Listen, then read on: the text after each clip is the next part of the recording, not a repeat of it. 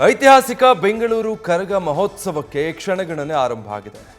ಇಂದು ದೇವಿಗೆ ಬಳೆಶಾಸ್ತ್ರ, ತಾಳಿ ಶಾಸ್ತ್ರದ ವಿಶೇಷ ಪೂಜೆಯನ್ನು ಸಲ್ಲಿಸಲಾಗಿತ್ತು. ಇವತ್ತು ತಡರಾತ್ರಿ 2 ಗಂಟೆಗೆ ಅದ್ಧೂರಿಯ ಕರಗದ ಮೆರವಣಿಗೆ ಆರಂಭ ಆಗುತ್ತೆ. ಅದಕ್ಕೂ ಮುಂಚೆ ಯಾವುದೆಲ್ಲ ಪೂಜಾ ವಿಧಿವಿಧಾನಗಳಿದೆ ಅದನ್ನು ನೆರವೇರಿಸ್ತಾರೆ.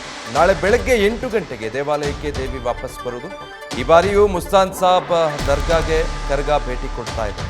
ನಾಳೆ ನಸುಕಿನ ಜಾವ 4 ಗಂಟೆಗೆ ದರ್ಗಾಕ್ಕೆ ಕರಗ ಭೇಟಿ ಕೊಡುತ್ತೆ. ಡೀಟೇಲ್ಸ್ ಕೊಡ್ತಾರೆ ಪ್ರಗತಿ. ಆ ದೇವಸ್ಥಾನದಿಂದ ನಮ್ಮೊಟ್ಟಿಗೆ ಲೈವ್ನಲ್ಲಿ ಜಾಯ್ನ್ ಆಗ್ತಾ ಇದ್ದಾರೆ. ಪ್ರಗತಿ, ಬೆಂಗಳೂರಿನ ಕರಗ ಅಂದರೆ ವಿಶ್ವವಿಖ್ಯಾತ. ಈ ಬಾರಿಯ ಕರಗ ಇವತ್ತು ಮಧ್ಯರಾತ್ರಿಯಿಂದ ಆರಂಭ ಆಗ್ತಾ ಇದೆ. ಅದಕ್ಕೂ ಮುನ್ನ ಇವತ್ತಿನ ಪೂಜಾ ಕೈಂಕರ್ಯಗಳು, ದೇವಸ್ಥಾನದಲ್ಲಿ ಸದ್ಯ ಸಂಭ್ರಮ ಹೇಗಿದೆ?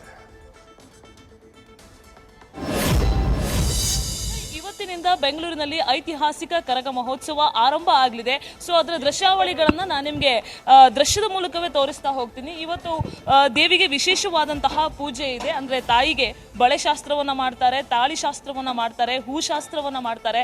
ವಿಶೇಷವಾದಂತಹ ಪೂಜೆ ಇವತ್ತು ಬೆಳಗ್ಗೆಯಿಂದ ರಾತ್ರಿವರೆಗೂ ಕೂಡ ಇರುತ್ತೆ. ರಾತ್ರಿಯಿಂದ ಮೆರವಣಿಗೆ ಆರಂಭ ಆಗುತ್ತೆ. ಈ ಬಾರಿಯೂ ಕೂಡ ಹಿಂದೂ ಮುಸ್ಲಿಂ ಭಾವೈಕ್ಯತೆಯ ಸಂಕೇತವನ್ನ ಸಾರುವಂತಹ ಮಸ್ತಾನ್ ಸಾಬ್ ದರ್ಗಾಕ್ಕೆ ಭೇಟಿ ನೀಡ್ತಾರೆ.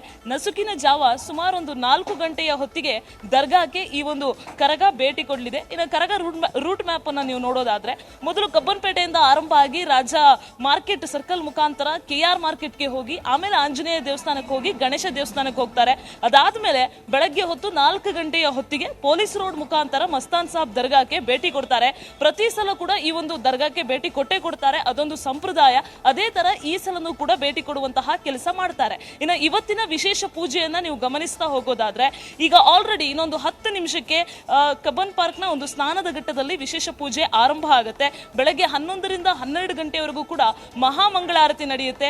ದೇವಸ್ಥಾನದ ಮುಂಭಾಗದಲ್ಲಿ ಕರ್ಪೂರದ ಸೇವೆ ಇರುತ್ತೆ, ಬಳೆಶಾಸ್ತ್ರ ಇರುತ್ತೆ, ಮಾಂಗಲ್ಯ ಶಾಸ್ತ್ರ ಇರುತ್ತೆ.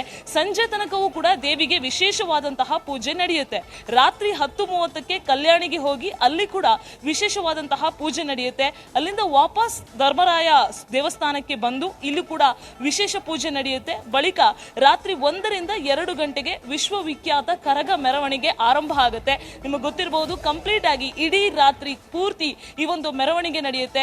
ಪೊಲೀಸರ ಬಿಗಿ ಭದ್ರತೆ ಇರುತ್ತೆ. ಯಾಕಂದ್ರೆ ಎಲ್ಲೂ ಕೂಡ ಯಾವುದೇ ರೀತಿಯಾದಂತಹ ಅಹಿತಕರ ಘಟನೆ ನಡೆಯದ ರೀತಿಯಲ್ಲಿ ಸಂಪೂರ್ಣವಾದ ಬಂದೋಬಸ್ತನ್ನ ಮಾಡಲಾಗಿದೆ. ಹಾಗೆ ಕಳೆದ ಸಲ ನಿಮಗೆ ಗೊತ್ತಿರೋ ಹಾಗೆ ಒಂದಷ್ಟು ಅಹಿತಕರ ಕೆಲವೊಂದು ಘಟನೆ ನಡೆದಿತ್ತು. ಸೊ ಆ ಘಟನೆ ರಿಪೀಟ್ ಆಗದ ರೀತಿಯಲ್ಲಿ ಈ ಸಲ ಎಲ್ಲ ರೀತಿಯ ಮುಂಜಾಗ್ರತಾ ಕ್ರಮವನ್ನು ಕೂಡ ಕೈಗೊಂಡಿರುವಂತದ್ದು.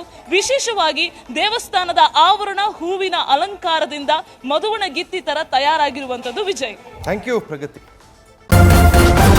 ನ್ಯೂಸ್ ಫಸ್ಟ್, ನಿರ್ಭೀತಿಯಿಂದ ನಿಮ್ಮ ಪರವಾಗಿ.